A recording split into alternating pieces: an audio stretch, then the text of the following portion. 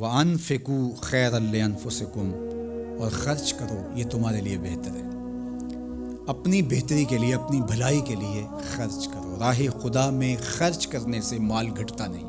میرے اور آپ کے آقا و مولا نے ایک مقام پہ قسم فرما کے 3 چیزیں بیان فرمائی، اس میں سے ایک چیز حضور نے یہ ارشاد فرمائی کہ جو شخص معاف کر دیتا ہے، میں اللہ کی قسم اٹھاتا ہوں کہ اس کی عزت کم نہیں ہوگی۔ دوسری بات یہ ارشاد فرمائی کہ جو مانگنے لگ جاتا ہے، سوال کا دروازہ کھول لیتا ہے، اللہ اس کے لیے محتاجی کا دروازہ کھول لیتا ہے۔ حالات سخت بھی ہوں، اگر قابل برداشت ہوں تو ان کو برداشت کرنا چاہیے تاکہ سوال کی عادت نہ پڑے۔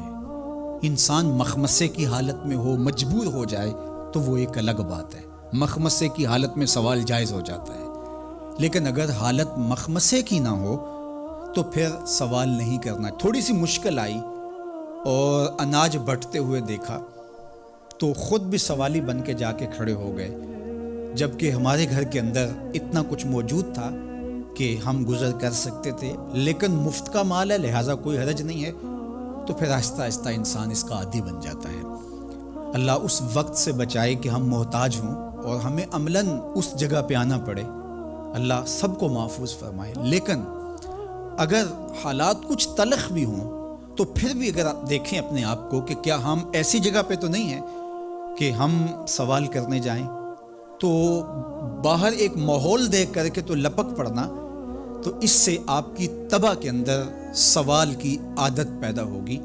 تو اس لیے جو مانگنا شروع کر دیتا ہے پھر اس کے لیے محتاجی کا دروازہ بند نہیں ہوتا، الا یہ کہ کوئی سخت مجبور ہو جائے تو شریعت اس کو اس کی اجازت دیتی ہے۔ تیسری بات میرے اور آپ کے آقا و مولا نے جو قسم کر کے کہی، ما نقص مال عبد من صدقہ، کہ صدقے سے بندے کا مال کم نہیں ہوتا۔ آپ کا اکاؤنٹنٹ کہتا ہے کہ اگر اتنے پیسے اتنوں سے نکال دیے گئے تو باقی اتنے بچیں گے، کیلکولیٹر کا حساب بھی یہی ہے، لیکن میرے محبوب فرماتے ہیں کہ میں ضمانت دیتا ہوں کہ صدقے سے مال کم نہیں ہوتا۔ تو اس لیے تم راہ خدا میں خرچ کرو گے تو میرا رب کہہ رہا ہے خیر لانفس، یہ تمہارے لیے بہتر ہے۔ تمہیں لگتا ہے کہ اتنے کم ہو جائیں گے، لیکن ایسا نہیں ہے۔ تمہارا مال صدقے سے گھٹتا نہیں ہے، صدقے سے تمہارا مال بڑھتا ہے، اور اللہ تعالیٰ جل شانہ ایک کا 10 گنا عطا کرتا ہے، 70 گنا عطا کرتا ہے، 700 گنا عطا کرتا ہے۔ فرمایا اللہ چاہے تو اس سے بھی زیادہ عطا کر دے، اور پھر فرمایا ان تقرضوا اللہ قرضا حسنا یضاعفہ لکم، اگر تم اللہ کی راہ میں قرض حسنہ دو تو وہ دگنا کر کے دے گا۔ اچھا، یہ کیسا اللہ کا انداز بیاں ہے کہ خود مال دے کے خود کہہ رہا ہے مجھے قرضہ دو، اور پھر خود کہتا ہے میں دگنا دوں گا۔ دیا ہوا کس نے ہے؟ اسی نے، اور کہتا ہے کہ جو میں نے تمہیں دیا ہے اس سے مجھے دو، اور میں پھر اس کو اپنے دیے ہوئے مال سے دیے گئے مال کو دگنا کر کے تمہیں لوٹاؤں گا۔ اللہ اکبر۔ اور پھر فرمایا وَيَغْفِرْ لَكُمْ، اور تمہیں بخش بھی دوں گا۔ واللہ شکور حلیم، وہ شکر گزار بھی ہے اور حلم والا بھی ہے۔ اللہ اکبر، وہ بردبار بھی ہے، وہ تمہارا شکر گزار بھی ہوگا، تمہیں دگنا کر کے بھی دے گا، تمہاری مغفرت بھی کر دے گا، اور تمہارے مال میں کمی بھی نہیں آنے دے گا، اور یہ بہتر بھی تمہارے لیے ہوگا۔ یہ تمہاری آزمائش تھی، تمہارا مال تمہیں دے کر تم سے مانگا، اور جس کے لیے مانگا اس کو اللہ ڈائریکٹ بھی تو دے سکتا تھا، لیکن کہا کہ اس کی آزمائش ہے کہ اس کو غربت کی بھٹی میں ڈالا گیا۔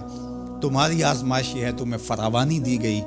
اب دیکھیے کہ وہ آزمائش میں پورا نکلتا ہے، تم آزمائش میں پورے نکلتے ہو، دونوں آزمائش میں پورے نکلتے ہیں، یا پھر تم نامراد اور ناکام ہو جاتے ہو۔ اللہ اکبر۔ اللہ جل شانہ پورے عالم کے اوپر پھیلی ہوئی وبا کو دور فرمائے، بالخصوص امت مسلمہ کی خیر کرے، اور میرے وطن پاکستان کو امن کا، نور کا، رحمت کا گہوارہ بنائے، اور یہاں نظام رسول کی بہاریں پیدا کرے۔ اللہ ہمیں معاشی بحرانوں سے نکال کے معیشت کا استحکام عطا کرے، اور ایک دوسرے کے لیے جذبہ احساس، جذبہ ہمدردی اور راہ خدا میں خرچ کرنے کا جذبہ فراواں ہمارا مقسوم کرے۔